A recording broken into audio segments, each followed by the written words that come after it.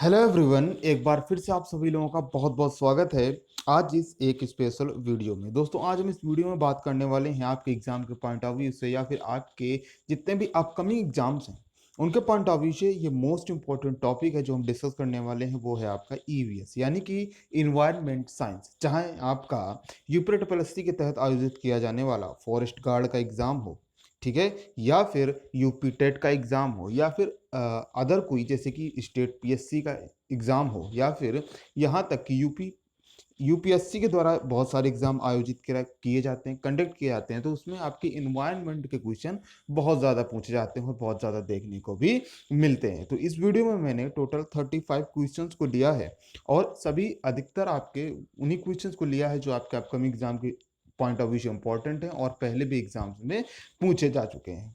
ठीक है ना। वीडियो देखते समय अगर आपको मन में कोई सवाल आता है, आप किसी अन्य टॉपिक पर वीडियो चाहते हैं, तो आप बिना किसी हेजिटेशन के कमेंट करके बता सकते हैं। अगर आपने अभी तक टेलीग्राम चैनल को ज्वाइन नहीं किया तो जरूर से ज्वाइन करिएगा, उसका लिंक आपको डिस्क्रिप्शन बॉक्स में मिल जाएगा। ठीक है ना। बढ़ते हैं वीडियो में आगे की तरफ और लेते हैं आज के वीडियो का पहला क्वेश्चन। ठीक है, तो मैंने पहले ही आप सभी से क्लियर कर दिया है कि आप कोई भी एग्जाम देने जा रहे हैं, ठीक है, कोई भी कॉम्पिटिटिव एग्जाम देने जा रहे हैं तो आपको ये वीडियो जरूर से देखना चाहिए। ठीक है ना। बढ़ते हैं वीडियो में और लेते हैं पहला क्वेश्चन।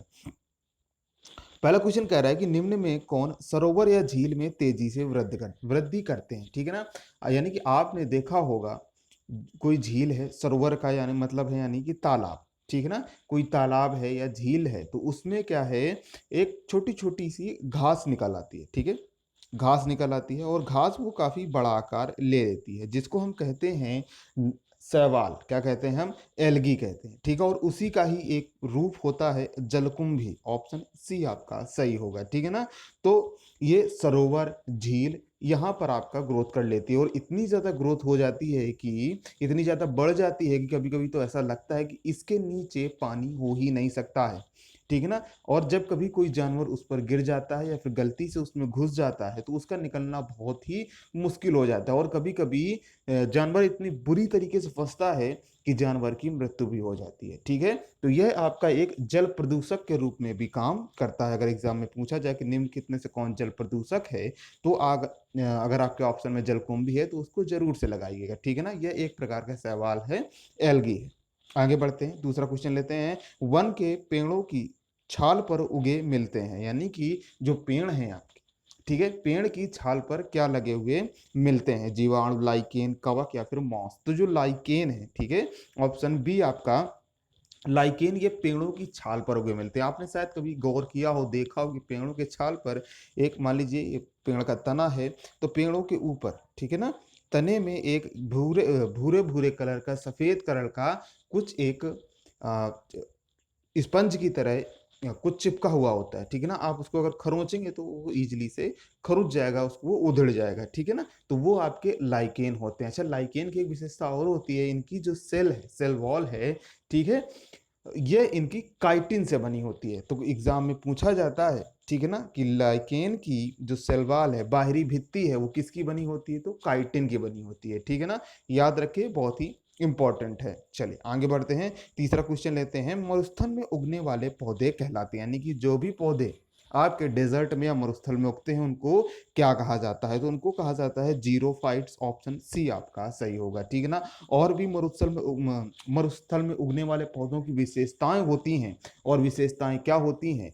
ठीक है, वो बहुत ही कम पानी वाली जगहों पर उग सकते हैं। ठीक है, आप जानते हैं कि मरुस्थल में कितना पानी होता है? बहुत ही कम मात्रा में होता है। ठीक है, अपने ये जो पत्तियां होती हैं, इनको इन पेड़ों की जो पत्तियां होती हैं, ठीक है ना, वो उनको कांटों में बदल लेते हैं। इससे क्या होता है, पत्तियां जब कांटों में जाएंगी तो उसमें जो पानी है, पानी का वाष्पोत्सर्जन कम हो जाएगा, साथ ही उन पौधों को अन्य जानवरों से सुरक्षा भी मिल जाएगी। ठीक है ना। कांटे होंगे तो कोई जानवर उनको आसानी से खा नहीं सकता है। और क्या विशेषता होती है? मरुस्थलीय जो पौधे हैं, इनकी जड़ें अन्य पेड़ों की तुलना में ज्यादा गहरी होती हैं। क्यों गहरी होती हैं? क्योंकि उनको आसानी से पानी उपलब्ध नहीं होता है, तो उसकी खोज में और नीचे हो जाते हैं। ठीक है, और विशेषता क्या होती है मरुस्थलीय पौधों की? ये अपने अंदर पानी को स्टोर कर लेते हैं, इन द सेंस ये काफी मांसल होते हैं। ठीक है ना। जैसे कि आपने बहुत सारा देखा होगा, सभी के घर में आई होप देखा होगा, आपने कभी कभी यूज भी किया होगा। ठीक है ना। एलोवेरा का पेड़, ठीक है ना, एलोवेरा। चलिए आगे बढ़ते हैं, नेक्स्ट क्वेश्चन लेते हैं, चौथा क्वेश्चन। पौधे किस प्रकार का जल अवशोषित करते हैं? तो जो पौधे हैं, ठीक है, वो किस प्रकार का जल अवशोषित करते हैं? किसका जल अवशोषित करते हैं? ऑप्शन बी आपका सही होगा। यानी कि इसका क्वेश्चन कहने का मतलब है कि पौधों में जो जल है वो कैसे चढ़ता है ऊपर, ठीक है। तो वो केशिका जल ग्रहण करते हैं, केशिका के द्वारा। केशिकात्व का नियम आपने पढ़ा होगा फिजिक्स में, ठीक है। जैसे कि कभी कभी एग्जाम में इस तरीके से भी पूछा जाता है कि पानी लगे हुए खेत को जोत क्यों दिया जाता है, ठीक है ना। क्योंकि जोत इसलिए दिया जाता है क्योंकि उनकी केशिकाएं तोड़ दी जाती हैं। जब केशिकाएं तोड़ दी जाएंगी तो उनमें जो वेपोराइजेशन है, वाष्पोत्सर्जन है पानी का, वो नहीं होगा और पानी संरक्षित बनी रहेगा, यानी कि खेतों में ज्यादा दिन तक नमी बनी रहेगी, ठीक है। तो उसी तरीके से पेड़ों में जल अवशोषित होता है, कैसे अवशोषित होता है? केशिका जल, ठीक है ना। केशिका जल को ही पौधे लेते हैं। और जो पौधों में, ठीक है, जल को पहुंचाने वाला ऊतक है उसे क्या कहते हैं, ठीक है ना।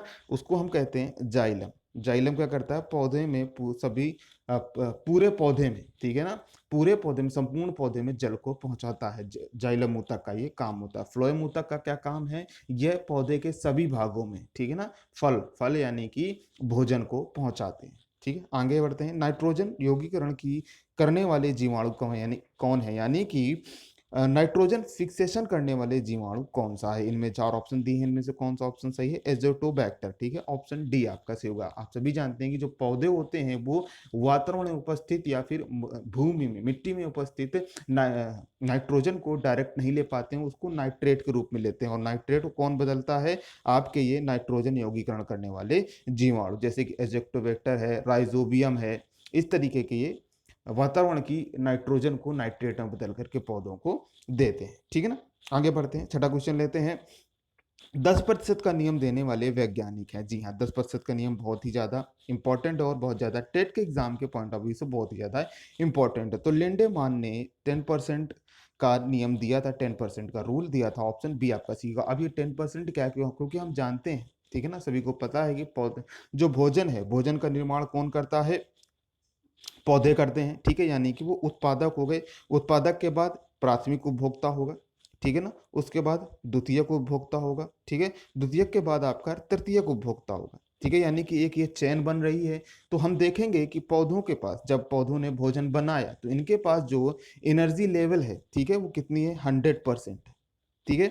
अब जब पौधों को किसने खाया? प्राथमिक उपभोक्ता ने खाया। जब प्राथमिक उपभोक्ता ने खाया तो उसको एनर्जी कितनी मिली?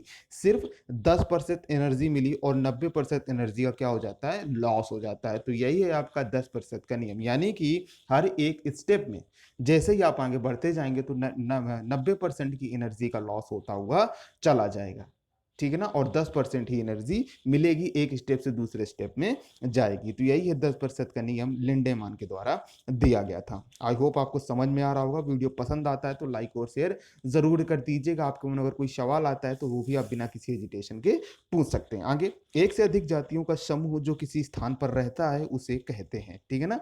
तो क्या कहते हैं? उसे हम जैव समुदाय कहते हैं, ठीक है। एक से अधिक, यहाँ पर सेम नहीं कह रहा है, अलग अलग जातियां जो किसी स्थान पर रहती हैं उसे हम जैव समुदाय कहते हैं, ठीक है ना। ऑप्शन बी आपका सही होगा। आगे बढ़ते हैं, नेक्स्ट क्वेश्चन लेते हैं। इकोलॉजी, पारिस्थितिकी शब्द को देने वाले कौन थे? ठीक है ना, ये जो वर्ड है आपका इकोलॉजी, पारिस्थितिकी, इसको किसने दिया था? तो इसको दिया था आपका ई हैकल या फिर अर्नेस्ट हैकल। ऑप्शन ए आपका सही होगा, ठीक है ना। अच्छा, पारिस्थितिकी से ही आपका बना है पारिस्थितिक तंत्र, ठीक है। यानी कि पारिस्थितिक तंत्र का अध्ययन करना ही क्या कहलाता है? पारिस्थितिकी कहलाता है, इकोलॉजी कहलाता है। To study the ecosystem called ecology, ठीक है ना। तो जो आपका इकोसिस्टम है, इकोसिस्टम, ठीक है ना, इस वर्ड को किसने दिया था? तो इस शब्द को दिया था एजी टांसले ने। किसने दिया था? एजी टांसले। तो इको सिस्टम, ठीक है, इकोसिस्टम वर्ड को किसने दिया? तो एजी टांसले ने दिया। और जो इकोलॉजी शब्द है ये किसने दिया? अर्नेस्ट हेकल ने दिया, ठीक है। कंफ्यूज नहीं होना है, अंतर क्लियर रखना है। आगे बढ़ते हैं, नवा क्वेश्चन लेते हैं। घरों में साज सज्जा की सामग्री में रखे गए कृत्रिम पाय तंत्र को क्या कहते हैं? आप सभी लोग बहुत अच्छी तरीके से जानते हैं। हम घरों में सजाने के लिए यूज करते हैं, उसमें पेड़ पौधे लगाते हैं, कभी कभी छोटी छोटी मछलियां भी डालते हैं उसमें, ठीक है ना। तो उसको हम एक्वेरियम कहते हैं। ऑप्शन बी आपका सही होगा। नेक्स्ट है, उपभोक्ता के अंतर्गत नहीं आते हैं, ठीक है, अभी मैंने आपको उपभोक्ता का थोड़ा सा उदाहरण दिया ऊपर प्रीवियस क्वेश्चन में, ठीक है ना। तो उपभोक्ता के अंतर्गत नहीं आते, कौन से नहीं आते हैं, मृतोपजीवी नहीं आते हैं, ऑप्शन सी आपका सही होगा, ठीक है ना। मृतोपजीवी क्या करते हैं, ये जो सड़े गले कार्बनिक पदार्थ हैं, ठीक है ना, ये जटिल कार्बनिक पदार्थ हैं, इनको सरल कार्बनिक पदार्थों में तोड़ते हैं, ठीक है ना।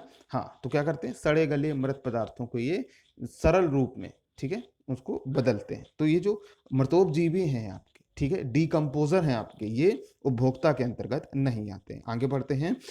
1985 से हर वर्ष भारत सरकार द्वारा किस महीने के पहले सोमवार को विश्व हैबिटाट दिवस मनाया जाता है, ठीक है ना। क्या कह रहा है क्वेश्चन, विश्व हैबिटाट दिवस मनाया जाता है, तो अक्टूबर के, ठीक है, अक्टूबर महीने के पहले सोमवार को हैबिटाट दिवस मनाया जाता है। याद रखें, कभी कभी एग्जाम इंपॉर्टेंट डेट से भी पूछ लेता है, ठीक है। और खास करके जो ईवीएस का आपका पेपर, इसमें इंपॉर्टेंट डेज का बहुत बड़ा रोल रहता है, उससे भी काफी क्वेश्चन पूछे जाते हैं। आगे, अधोलिखित में कौन सा पारिस्थितिकी तंत्र पृथ्वी के सर्वाधिक क्षेत्र पर फैला है, ठीक है ना। ऐसा कौन सा इकोसिस्टम है जो आपका पृथ्वी के सर्वाधिक भाग पर फैला हुआ है, ठीक है। तो आप सभी जानते हैं कि पृथ्वी के पर सर्वाधिक भाग पर क्या है, आपका समुद्र है, ठीक है। तो जो सामुद्रिक पारिस्थितिकी तंत्र है, ये आपका सर्वाधिक क्षेत्र पर फैला हुआ है, ऑप्शन डी आपका सही होगा। आगे बढ़ते हैं, नेक्स्ट क्वेश्चन लेते हैं। सर्वाधिक स्थायी पारिस्थितिकी तंत्र निम्न में से कौन सा है। आपने ऊपर वाले क्वेश्चन में देखा कि सबसे बड़ा पारिस्थितिक तंत्र कौन सा है, सामुद्रिक है, लेकिन सर्वाधिक स्थायी पारिस्थितिकी तंत्र कौन सा है, ठीक है। तो यहाँ पर भी जो महासागर का जो पारिस्थितिकी तंत्र है वो आपका सबसे स्थायी पारिस्थितिकी तंत्र है, ऑप्शन सी आपका सही होगा। क्योंकि जो मरुस्थल है उसमें भी आपका चेंजमेंट हो सकता है, ठीक है, धूल इधर से उधर उधर जा सकती है, वहां पर जो बस्तियां हैं वो एक दूसरे से दूसरी जगह शिफ्ट कर सकती हैं। पर्वत भी आपके टूटते रहते हैं, बनते रहते हैं, कभी कभी उसमें ज्वालामुखी विस्फोट होता है, तो वो भी बदलते रहते हैं। और वन तो आप जानते हैं, नए पेड़ तो बहुत कम लगते हैं, लेकिन हम उसकी कटाई ज्यादातर करते रहते हैं। तो ये सब चेंजमेंट होते हैं, लेकिन महासागर के अंदर क्या होता है, बहुत कम चेंजमेंट होता है, लगभग पूरा स्थायी होता है, ठीक है ना। तो ऑप्शन सी आपका सही होगा। आगे बढ़ते हैं, 14 क्वेश्चन लेते हैं। ओजोन गैस का सर्वाधिक संकेंद्रण किस मंडल में मिलता है, यानी कि ओजोन आपका सबसे ज्यादा किस मंडल में मिलती है, ठीक है।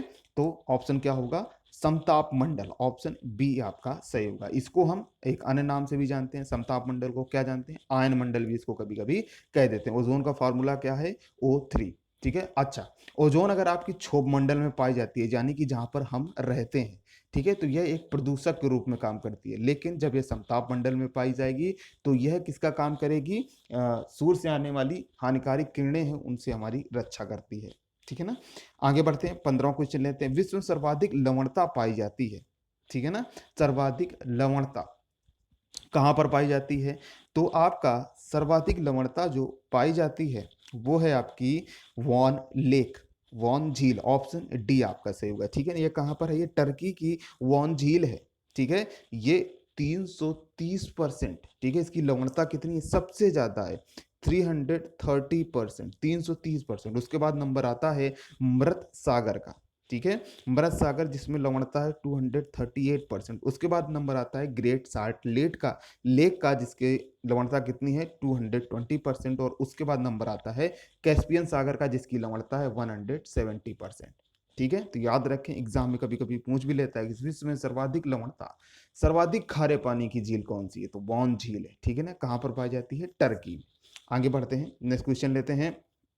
आप हमसे सोशल मीडिया के माध्यम भी से भी जुड़ सकते हैं, जैसे कि फेसबुक पेज, इंस्टाग्राम पेज, इन सभी के लिंक आपको डिस्क्रिप्शन बॉक्स में मिल जाएंगे। जिस अक्षांश पर वार्षिक तापांतर न्यूनतम होता है, ठीक है ना, वह क्या है, तो वह है आपका भूमध्य रेखा, ऑप्शन ए आपका सही होगा। क्यों, क्योंकि यहाँ पर तापांतर न्यूनतम होता है, क्योंकि मान लीजिए ये आपका ग्लोब है और ये बीच से गुजरने वाली रेखा है भूमध्य रेखा, या फिर 0 डिग्री रेखा, या फिर विषुवत रेखा, या फिर इक्वेटर, ठीक है।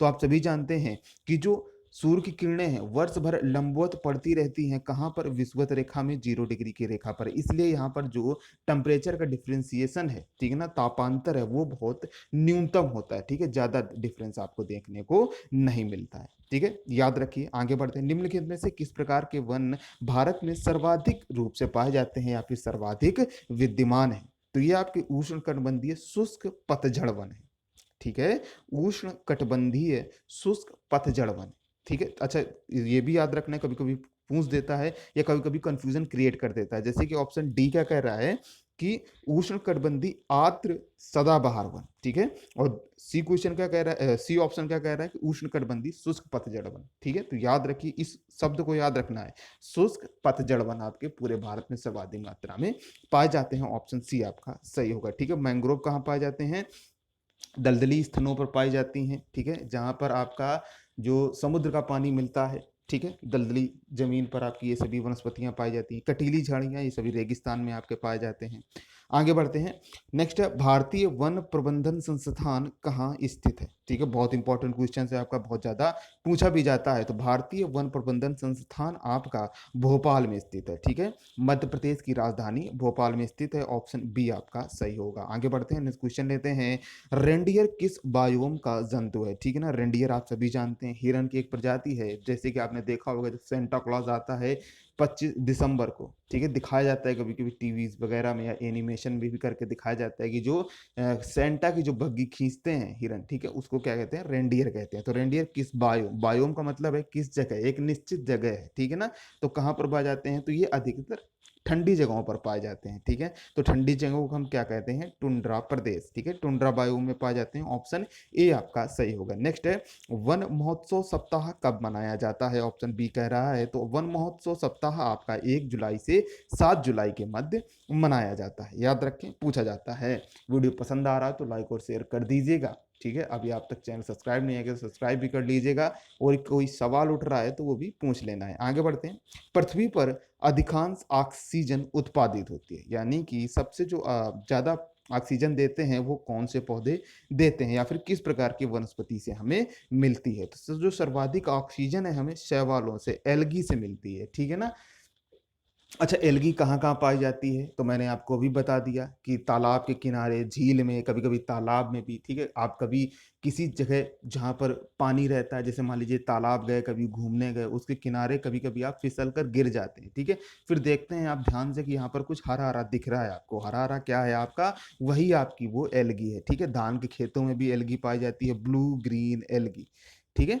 BGA, ब्लू ग्रीन एल्गी पाई जाती है आपकी धान के खेतों में। मीथेन गैस भी आपकी धान के खेतों में बहुत ज्यादा पाई जाती है। तो जो सर्वाधिक ऑक्सीजन उत्पादित होती है वो शैवालों के द्वारा ही होती है। नेक्स्ट क्वेश्चन लेते हैं, 22वां नंबर का। राष्ट्रीय कृषि वानिकी अनुसंधान केंद्र स्थित है, ये कहाँ पर स्थित है आपका, झांसी में स्थित है, उत्तर प्रदेश के झांसी में। ऑप्शन बी आपका सही होगा, राष्ट्रीय कृषि वानिकी अनुसंधान केंद्र, ठीक है। आगे बढ़ते हैं, नेक्स्ट क्वेश्चन लेते हैं। 23 नंबर, सर्वाधिक जैव विविधता पाई जाती है, ठीक है। बायोडायवर्सिटी सबसे ज्यादा कहां पर पाई जाती है, तो जो जैव विविधता है आपकी शांत घाटी केरल में पाई जाती है। ऑप्शन ए आपका सही होगा। अच्छा, इसको शांत घाटी क्यों कहा जाता है, ठीक है ना, क्योंकि यहाँ पर ऐसा कहा जाता है कि ये जो क्षेत्र है या जो जंगल है, ठीक है ना, यहाँ पर आपका शोर मचाने वाला कीड़ा नहीं पाया जाता है, ठीक है, इसलिए कहते हैं इसको शांत घाटी का क्षेत्र, ठीक है। और ये कहाँ पर है आपकी, केरल में है, ठीक है। याद रखें, कभी कभी पूछता है एग्जाम में, सर्वाधिक जैव विविधता पाई जाती है शांत घाटी में। आगे बढ़ते हैं। शीतकाल में आपको भारत में साइबेरियाई सारस प्रायः कहाँ दिखाई देते हैं, ठीक है। साइबेरियाई यानी कि प्रवासी पक्षी आपका बहुत ज्यादा भारत में आते हैं, ठीक है। शीतकाल ठंडियों के मौसम में आते हैं और प्रजनन के लिए आते हैं यहाँ पर। तो इनका जो सर्वाधिक मात्रा है वो सबसे ज्यादा देखने को मिलती है केवलादेव घाना सेंचुरी। ऑप्शन डी आपका सही होगा, जो आपकी कहाँ पर है, राजस्थान में है। और बहुत ज्यादा पूछा जाता है एग्जाम में कि केवलादेव घाना सेंचुरी कहाँ है, राजस्थान के भरतपुर में है, ठीक है ना। और यहाँ पर कौन से पक्षी आते हैं, साइबेरियाई सारस यहाँ पर आते हैं, किस लिए आते हैं, प्रजनन के लिए आते हैं। आगे, भूतल पर सर्वाधिक किस कुल के सदस्य ज्यादा पाए जाते हैं, बहुत ही ज्यादा क्वेश्चन पूछा जाता है और बहुत से लोगों को कभी कभी कंफ्यूजन भी हो जाता है, ठीक है। तो जिस कुल में आपके ये सभी कीड़े मकोड़े आते हैं ना, वही सबसे बड़ा कुल है, और वो है आपका कौन सा, आर्थ्रोपोडा। ऑप्शन बी आपका सही होगा, ठीक है। मजा आ रही है, नहीं आ रही है, अगर आ रही है तो जरूर से बताइएगा, ठीक है। आगे बढ़ते हैं, नेक्स्ट क्वेश्चन लेते हैं। सुंदरी नामक वृक्ष कहाँ पाए जाते हैं, ठीक है। तो आपको ऑप्शन में देखिए सुंदरी से मिलता हुआ जुलता कोई अगर ऑप्शन है तो आप उसी को टिक कर देना है, ठीक है। तो सुंदरी नामक वृक्ष आपके सुंदरवन में पाए जाते हैं। और सुंदरवन कहाँ है आपका, पश्चिम बंगाल और बांग्लादेश में फैला हुआ है, ठीक है ना। हाँ, सबसे दुनिया का सबसे बड़ा डेल्टा है कौन सा, सुंदरवन का डेल्टा। यहीं पर सुंदरी, इसी सुंदरी नामक वृक्ष के नाम से इसका नाम पड़ा हुआ है, सुंदरवन, ठीक है। आगे बढ़ते हैं। डॉक्टर सलीम अली किस क्षेत्र के ख्याति लब्ध व्यक्तित्व थे, ठीक है ना, बहुत ही ज़्यादा फेमस है। जो आपकी रोबोट 2 मूवी बनी है, ठीक है, उसमें जो पच्छी राजन का रोल प्ले किया है अक्षय कुमार ने, वो यहीं से इंस्पायर्ड है। किससे इंस्पायर्ड है? डॉक्टर सलीम अली से इंस्पायर्ड है, ठीक है। तो ये बहुत ही ज़्यादा पक्षियों से प्रेम करते थे और ये पक्षी विशेषज्ञ भी थे। तो ऑप्शन सी आपका सही होगा, ये पक्षी विशेषज्ञ थे। अच्छा, एक क्वेश्चन और बनता है कि doctor Salim Ali bird sanctuary कहाँ है? तो यह आपकी गोवा में है। अच्छा, अब यहाँ पर कंफ्यूजन क्रिएट हो जाएगा, क्या? क्योंकि डॉक्टर सलीम अली के नाम से एक नेशनल पार्क भी है, ठीक है, यानी कि एक बर्ड सेंचुरी भी है और एक नेशनल पार्क भी है। तो जो नेशनल पार्क है वो आपका JNK में है, जम्मू एंड कश्मीर में, और जो बर्ड सेंचुरी है वो आपकी गोवा में है। तो याद रखिएगा, ठीक है, ये क्वेश्चन आपका कंफ्यूजन क्रिएट कर सकता है, तो ध्यान रखिएगा। आगे बढ़ते हैं, नेक्स्ट क्वेश्चन लेते हैं। किस प्रजाति को विलुप्त माना जाता है जब तक वह अपने प्राकृतिक आवास में नहीं देखी गई? यानी कि विलुप्त मान लिया जाएगा। मान लीजिए आप कोई प्रजाति है, आप किसी एक विशेष स्थान पर इतने दिनों तक नहीं जाते हैं तो आपको विलुप्त मान लिया जाता है, ठीक है ना। हाँ, तो कौन सा ऑप्शन सही होगा आपका? ऑप्शन डी सही होगा, ठीक है। 50 वर्ष तक अगर कोई प्रजाति उस स्थान पर अपने प्राकृतिक आवास में नहीं पाई जा रही है, वहां पर देखी नहीं गई, तो उसको विलुप्त मान लिया जाता है। और इसको कहाँ पर इसको नोट कर लिया जाता है? रेड डाटा बुक में। आप सभी जानते हैं रेड डाटा बुक किसके लिए? संकटग्रस्त प्रजातियों के लिए प्रयोग की जाती है, ठीक है ना। रेड डाटा बुक में उसको शामिल कर लिया जाता है। आगे बढ़ते हैं। भारत में जैव विविधता की दृष्टि से धनी स्थान है, ठीक है, सबसे ज्यादा बायोडाइवर्सिटी कहाँ पर पाई जाती है? ठीक है, एक क्वेश्चन मैंने ऊपर देखा हम लोगों ने, शांत घाटी केरल में, ठीक है। अब लेकिन यहाँ पर शांत घाटी नहीं है, यहाँ पर जो ऑप्शन है उसके हिसाब से आपको टिक करना है, ठीक है। तो पश्चिमी घाट, भारत का जो नीचे का हिस्सा है, ठीक है, तो ये है आपका पूर्वी घाट। कहाँ से कहाँ तक फैला हुआ है? उड़ीसा से लेकर यहाँ इधर केरल तक, तमिलनाडु तक फैला है। और जो पश्चिमी भाग है, ठीक है, गुजरात, यहाँ पर महाराष्ट्र, कर्नाटक और केरल तक जो फैला हुआ है, इसको हम पश्चिमी घाट कहते हैं। तो पूर्वी घाट की तुलना में पश्चिमी घाट में ज्यादा जैव विविधता पाई जाती है, बायोडाइवर्सिटी पाई जाती है, ठीक है ना। याद रखिएगा, बहुत इंपॉर्टेंट है, बहुत ज्यादा पूछा भी जाता है। आगे, जैव विविधता का अर्थ है, बायोडाइवर्सिटी का क्या आखिरकार मतलब क्या होता है? हम लोग पढ़ते भी हैं EVS में, बहुत ज्यादा पूछा जाता है, बार बार पूछा जाता है, ठीक है। तो एक निर्धारित क्षेत्र में विभिन्न प्रकार के पादप एवं जंतु, तभी तो विविधता आएगी जब वहां पर अलग अलग प्रकार की प्रजातियां पाई जाएंगी, चाहे वो पादप की हो या जंतु की हो, ठीक है। तो एक निर्धारित क्षेत्र में, ठीक है ना, विभिन्न प्रकार के पादप एवं जंतु पाए जाएं, ठीक है। आगे बढ़ते हैं, नेक्स्ट क्वेश्चन लेते हैं 31 नंबर। कंफ्यूजन, देखिए कंफ्यूजन क्रिएट हो रहा हो तो पूछ लीजिएगा, कोई हेजिटेशन वाली बात नहीं। और वीडियो को शेयर जरूर से करिएगा, ठीक है, शेयर करेंगे तो और मजा आएगा, और ऐसे ही मैं आपके लिए वीडियो लेकर के आऊंगा, इसलिए शेयर जरूर से कीजिएगा। भारत का सबसे पहला राष्ट्रीय अभ्यारण्य कौन है? ठीक है, आप सभी जानते हैं भारत का सबसे पहला नेशनल पार्क कौन है? जिम कॉर्बेट राष्ट्रीय अभ्यारण्य। ऑप्शन ए आपका सही होगा। कहां पर है आपका? उत्तराखंड में है, ठीक है। आगे बढ़ते हैं। पशुओं को दिया जाने वाला कौन सा दर्द निवारक पदार्थ भारत में गिद्धों के लगभग विलुप्त होने के लिए उत्तरदायी है? ठीक है, कौन सा ऑप्शन सही होगा आपका? डाइक्लोफेनेक, ठीक है। ये जानवरों को दी जाती थी, एक दर्द निवारक दवा है। जब जानवर, घरेलू जानवर हैं, उनको दर्द होता था, कोई तकलीफ हो जाती थी, तो उनको डाइक्लोफेनेक खिला दिया जाती थी। जानवर ठीक हो गया तो अच्छी बात है, अगर नहीं ठीक हो पाया, मृत्यु हो जाती है किसी कारणवश, तो उसको बाहर फेंक दिया जाता था। अच्छा, हालांकि काफी लोग उसको जमीन में दफन भी करते थे, लेकिन कुछ लोग कभी खाली स्थानों में से ही छोड़ देते थे। जब छोड़ देते थे तो गिद्ध उसको खाते थे, ठीक है। अब जब गिद्ध उसको खाएंगे तो उसके बॉडी के अंदर जाएगा उसका थोड़ा सा असर, ठीक है, तो फिर क्या होगा, उससे उसकी मृत्यु भी हो जाती है, ठीक है। तो गिद्धों के कम होने का सबसे बड़ा कारण यही है, डिक्लोफेनेक। ऑप्शन डी आपका सही होगा। नेक्स्ट क्वेश्चन लेते हैं। भारत का प्रथम national centre for marine biodiversity किस शहर में स्थित है? ध्यान से पढ़ना है, प्रथम national centre for marine biodiversity किस शहर में स्थित है आपका? तो ये है आपका जामनगर, और जामनगर कहाँ है? गुजरात में है आपका, ठीक है। आगे बढ़ते हैं। नेक्स्ट, रेड डाटा बुक में आंकड़े सम्मिलित है। देखिए आ गया आपका वही, अगर हम जो अभी हम ऊपर डिस्कस कर रहे थे, ठीक है ना। रेड डाटा बुक में आंकड़े किसके सम्मिलित किए जाते हैं? तो लुप्त प्राय प्रजातियों के आंकड़े सम्मिलित किए जाते हैं। ऑप्शन बी आपका सही होगा। और लुप्त प्रजाति ऐसी कौन सी प्रजाति है जो लुप्त कहलाई जाएगी? जो आप अपने प्राकृतिक आवास में 50 वर्ष से नहीं पाई गई है। आगे बढ़ते हैं और वीडियो का लास्ट क्वेश्चन लेते हैं, ठीक है ना। क्या कह रहा है कि अंतरराष्ट्रीय अम्ल वर्षा सूचना केंद्र स्थापित किया गया है। तो कहाँ स्थापित किया गया है? नॉर्वे की राजधानी ओस्लो में, ठीक है।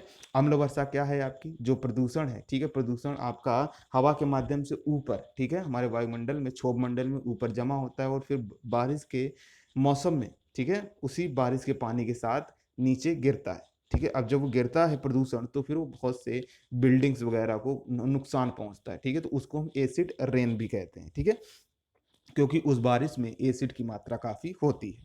ठीक है, तो इसके लिए एक केंद्र स्थापित किया गया कहाँ, नॉर्वे में, ओस्लो में। ठीक है, नॉर्वे की राजधानी ओस्लो में। आपको वीडियो कैसा लगा मैं जरूर से बताएं, पसंद आया तो लाइक और शेयर जरूर से कर दीजिएगा। आपने अभी तक चैनल को सब्सक्राइब नहीं किया तो चैनल को जरूर से सब्सक्राइब कर लें, नोटिफिकेशन बेल भी प्रेस कर लें। अगर आप अन्य किसी टॉपिक पर वीडियो चाहते हैं तो वो भी बता दें, आपका मन में कोई सजेशन है तो वो भी आप हमें बता सकते हैं। थैंक्स फॉर वॉचिंग, मिलते हैं नेक्स्ट वीडियो में, तब तक के लिए आप सभी को बहुत बहुत धन्यवाद।